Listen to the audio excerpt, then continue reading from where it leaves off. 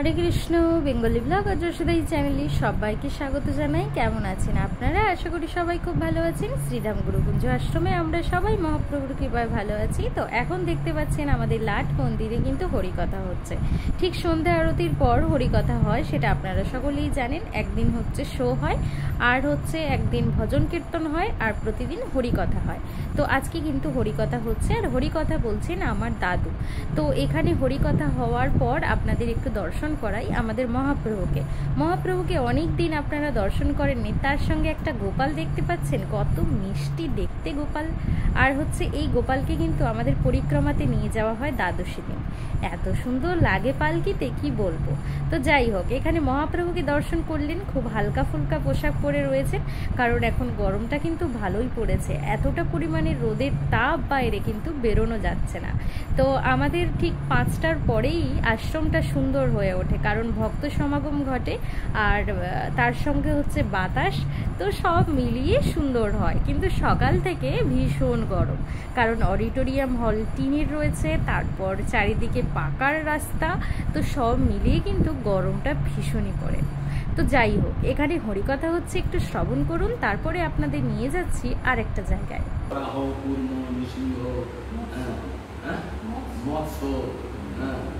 মৎস্য আর বামন, নরসিংহ তো বলে এইভাবে 10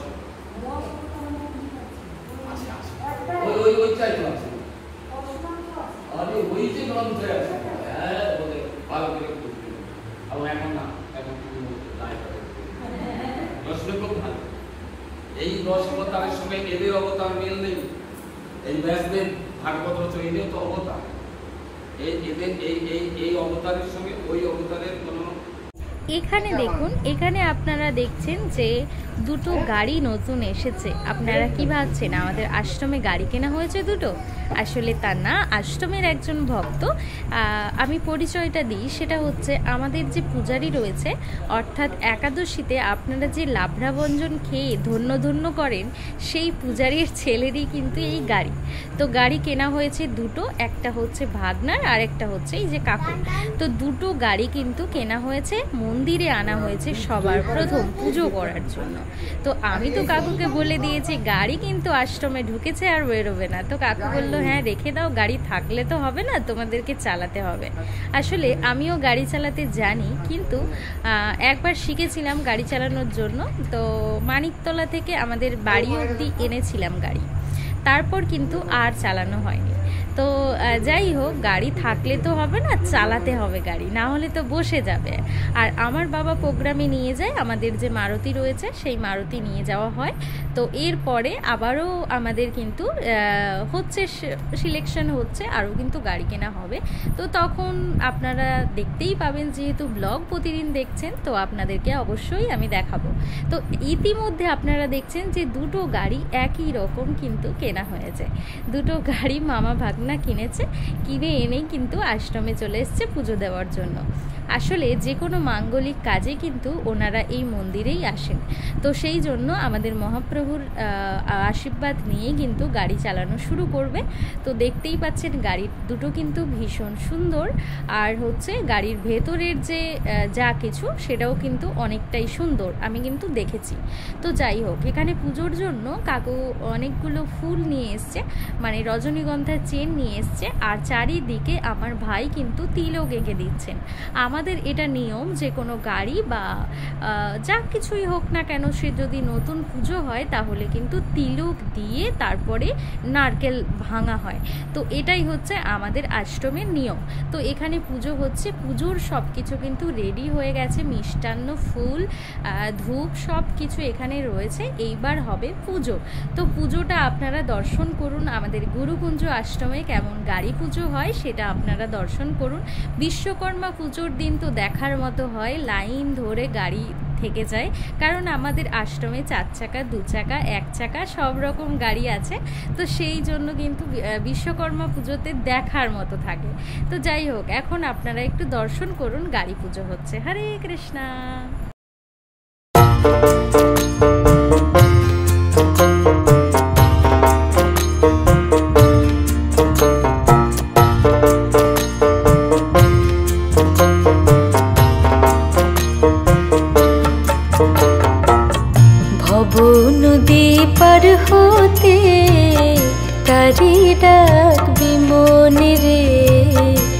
কারে ডাকবি মন।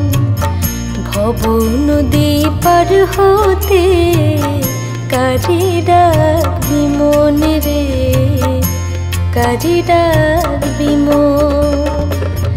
যার কৃপাতে ফিরে যাবি, যার কৃপাতে ফিরে যাবি মধুর বৃন্দাবন রে, কারে ডাকবি মন রে, কারে ডাকবি মন।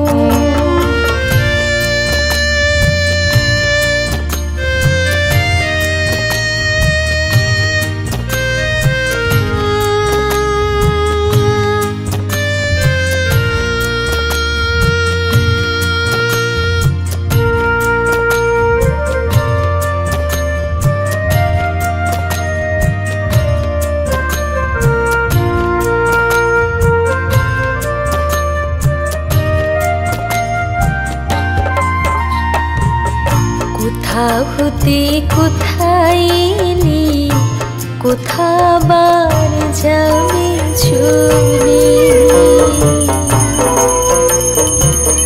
কোথা হতে কোথায় এলি, কোথা আবার যাবি চলে। সে গুরু চরণ তোরে, সে গুরু চরণ তোরে ভব নদী দিতে পারি, কারে ডাকবি মন রে, কারে ডাকবি মন।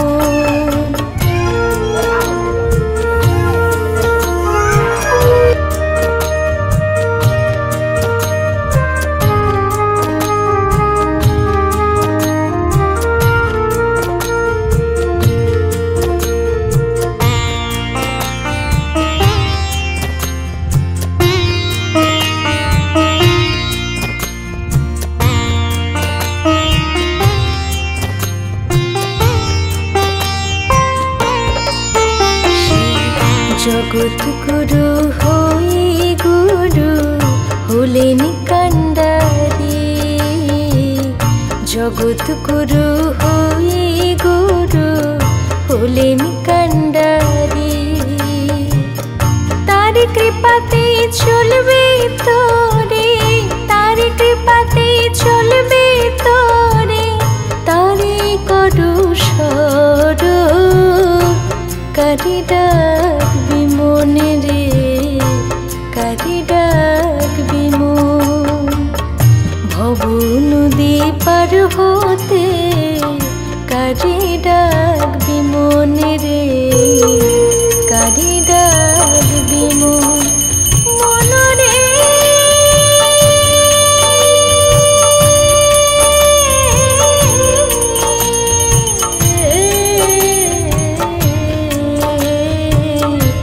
কারে ডাকবি